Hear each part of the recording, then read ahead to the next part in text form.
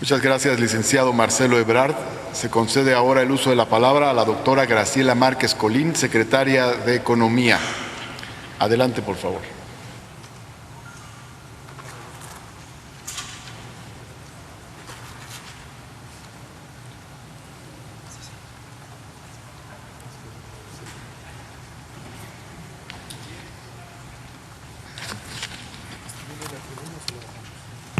Está bien.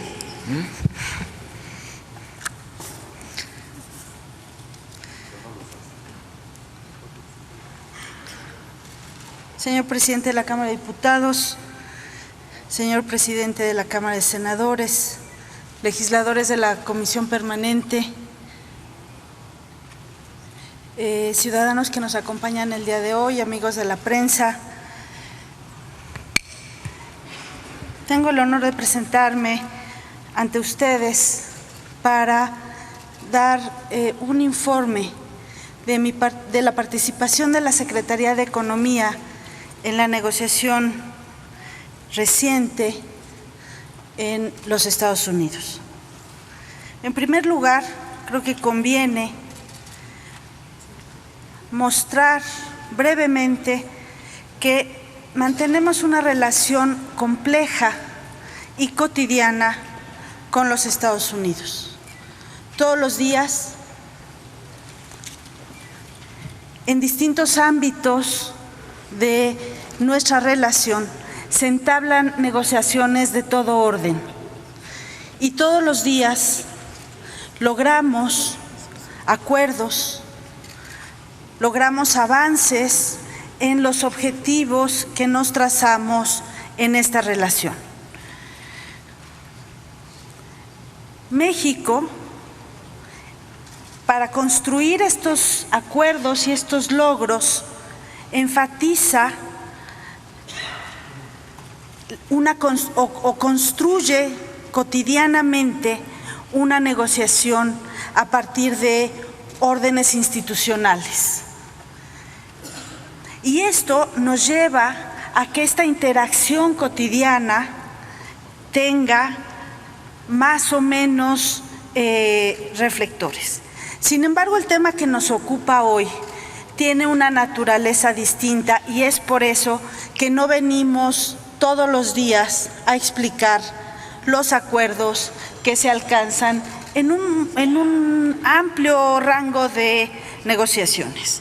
Lo que hoy nos ocupa es algo que deviene de una situación peculiar. Y ahí, entonces, permítanme también hacer una pequeña exposición de lo que hacemos en la Secretaría de Economía en estos ámbitos de actuación, de negociación. Por sus atribuciones de ley, pero también por la dinámica de la economía mexicana, que es una economía abierta, conectada con el mundo, integrada globalmente, comercialmente, productivamente. Nuestra Secretaría, la Secretaría de Economía, sostiene relaciones intensas con el sector privado nacional, con el sector privado externo, con organismos, cámaras de representaciones del sector privado, con organismos multilaterales y con autoridades de los gobiernos, de prácticamente todos los gobiernos del mundo. Estados Unidos no es la excepción. Por nuestra intensa integración comercial, mantenemos entonces desde la Secretaría de Economía un intercambio diario, diría yo, por cuestiones comerciales, aduaneras, por cuestiones financieras, en esta relación con el sector público, privado y con los organismos multilaterales. Y es importante decirlo porque México tiene una característica excepcional. Y esta característica excepcional es que es un país, una economía emergente, exportadora de manufactura. Y sí voy a llegar al tema, pero sí necesito este contexto. Es un país exportador de manufactura. El total de exportaciones que vendemos en los Estados Unidos, el 7.8% son exportaciones agropecuarias, el 0.9% extractivas y el 91.3% manufactureras. Esto, además de que nos coloca en este muy peculiar espacio de un país exportador de manufactura, también tiene otra característica, que la mayor parte de estas exportaciones se hacen a nivel son lo que llamamos exportaciones intrafirma. Se hacen entre una empresa y otra empresa. No se ofrecen de una empresa al mercado norteamericano, sino se hace de una filial norteamericana en México a la matriz o a otra filial en Estados Unidos. Esto entonces nos caracteriza al comercio de exportación con ciertos puntos importantes y que nos explican cómo fue que participamos en la negociación de hace 10 días. Estábamos en este recinto entregando el texto del TEMEC para la aprobación del Senado y dejamos los celulares afuera. En minutos en que estábamos escuchando los posicionamientos de las distintas fracciones en este recinto, fue que apareció un tuit del presidente Trump y posteriormente una notificación de Casa Blanca donde se anunciaba una imposición de aranceles a partir del 10 de junio como medida que se aplicaba por el aumento de la llegada de migrantes, sobre todo centroamericanos, a la frontera sur de los Estados Unidos. Cabe aquí decir que para esa medida se respaldó en una ley de emergencia económica, conocida como la IEPA. Esa ley se ha aplicado, entre otros países, a Irán, Siria, Libia, Irak, Somalia. Y se ha aplicado en momentos donde a esos países se les denomina enemigos de los Estados Unidos. Cuando nosotros nos enteramos que era esta la base de la imposición de aranceles, en la Secretaría de Economía sabíamos que contábamos con instrumentos legales para una defensa de esa medida. Y contábamos con esos instrumentos legales porque, lejos de ser enemigos de los Estados Unidos, somos sus socios. Y somos sus socios estratégicos. Tenemos en el artículo 302 del TELECAN, hoy vigente, y el artículo 2.4 del TEMEC, tratado que está en aprobación en esta Cámara, los mecanismos para entablar una defensa respecto a la imposición unilateral de aranceles. Pero también podíamos, y lo sabíamos desde la tarde del 30 de mayo, que podíamos recurrir a la Organización Mundial del Comercio, organismo multilateral en el que hemos participado activamente en su reforma y que contábamos entonces con otro mecanismo de defensa frente a la imposición unilateral de aranceles. Además de estos dos mecanismos de defensa, que hay que decirlo, son lentos, no son tan expeditos como uno quisiera y no pueden frenar en menos de 10 días una medida, una amenaza de una imposición de aranceles de esta naturaleza. Empezamos también a trabajar en otro tipo de mecanismos, como es los mecanismos de solución de diferencias entre estados dentro del TELECAN, que es el capítulo 20 o el capítulo 31 del TEMEC, pero también empezamos a trabajar en una lista de retaliación, una lista que nos permitía responder con medidas arancelarias esa imposición del 5% primero, 10% después y así hasta un 25% de aranceles. Comenzamos a trabajar en esa lista de aranceles y al mismo tiempo prepararnos para una negociación que no queríamos en ningún momento, y nunca lo planteamos así, no queríamos que fuera de aranceles. No estábamos discutiendo aranceles. No estábamos discutiendo si entre dos socios que tienen vigente un tratado de libre comercio iba a haber aranceles.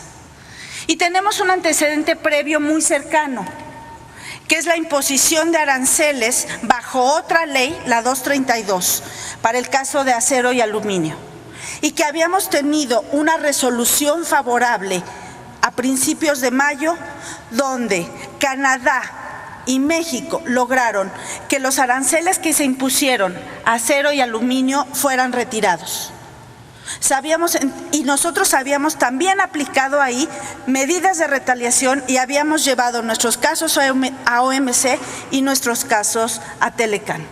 Entonces sabíamos que teníamos nosotros esos instrumentos y llegamos a Washington convencidos que la discusión no era una discusión de aranceles, pero teníamos que estar cercano a esa negociación, teníamos que estarlo cercano. ¿Por qué? Porque teníamos que estar preparados y teníamos que mostrar que estábamos preparados. Y para ello entonces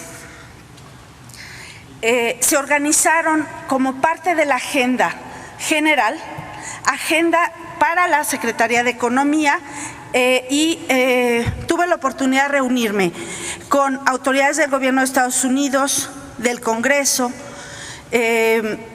think tanks o grupos de investigación, asociaciones del sector privado, nacional y de los Estados Unidos. Mi contraparte, el secretario Wilbur Ross, a quien encontré en una ceremonia de toma de posesión del presidente Bukele y a quien el sábado 2 de junio le pedí una cita, para el día 3 estaba yo en condiciones de encontrarme con él en la ciudad de Washington y así lo hice y presenté el caso que los socios comerciales, que México siendo el socio estratégico de Estados Unidos, aquel productor exportador de manufactura, donde tenemos manufacturas globales, donde formamos parte de cadenas globales de valor, a ese socio se le estaba amenazando con una imposición de aranceles. Asimismo, acompañé a la delegación mexicana, entre los que estuvo el canciller Ebrard y la embajadora Bárcena, a la reunión que sostuvimos en la Casa Blanca con Mike Pompeo, secretario de Estado, y el vicepresidente de los Estados Unidos, Mike Pence. La discusión básicamente se concentró en la parte migratoria, no sin haberse tocado el tema de la posible imposición de aranceles a partir del 10 de junio. En el Congreso, ya se dijo aquí, también hubo una reunión con la presidenta de la Cámara de Representantes, Nancy Pelosi, con Chuck Grassley, presidente del Comité de Finanzas del Senado, Entre los muchos organismos con los que nos reunimos estuvo, digamos, el Peterson Institute, el programa de América Latina del Instituto de la Empresa norteamericana. Nos reunimos con la US Chamber of Commerce, que fue muy activa en su relación con el Consejo Coordinador Empresarial. Y aquí quiero regresar a la manera en cómo estamos integradas estas dos economías. Nuestra integración ha pasado de ser una integración comercial a ser una integración productiva. Los organismos empresariales de ambos lados de la frontera coincidieron en apoyar la postura mexicana de no mezclar migración y aranceles. Y así lo manifestaron en cartas a los congresistas, en manifestaciones públicas, en entrevistas, e inclusive se firmó una carta por los últimos 5 embajadores de Estados Unidos en México en contra de la medida. Todo esto llevó que la dinámica de la negociación se fue cerrando al tema migratorio, de manera que a partir del jueves, de la tarde del jueves, la delegación mexicana tomó la decisión que para continuar este trabajo de negociación, de acercamiento, de apertura de vínculos, asistiera yo a la cumbre de alcaldes de América del Norte que se estaba celebrando en Los Cabos, en Baja California Sur. Ahí tuve la oportunidad entonces de interactuar con alcaldes de los Estados Unidos, de Canadá y de México para presentar nuestra postura frente a la medida que había anunciado el presidente Donald Trump. Estuve en Los Cabos siguiendo la negociación de Washington, me encontré ahí con el presidente de la República, comentamos los avances y tuve una participación en más de 3 sesiones justamente para que estos vínculos que establecemos de manera cotidiana continuaran. Fue en Los Cabos que estuve pendiente de del fin de las negociaciones el viernes pasado. No obstante, quiero decirles que en la Secretaría de Economía no hemos dejado de trabajar, lo hacemos todos los días en el sentido de estar preparados. Desde diciembre pasado anunciamos que uno de nuestros pilares era la diversificación comercial, que hoy más que nunca tiene sentido. Hoy más que nunca tenemos que abrir otros espacios para nuestras exportaciones en mercados fuera de la región de América del Norte. Pero también tenemos que defender la integración económica y productiva de América del Norte, porque esta es una de las regiones más productivas del planeta que generan empleos en México y que tenemos mucho que aportar con una planta exportadora que servirá para profundizar nuestras políticas de apoyo al mercado interno. Con esto quiero terminar y me dará gusto responder sus preguntas. Muchas gracias.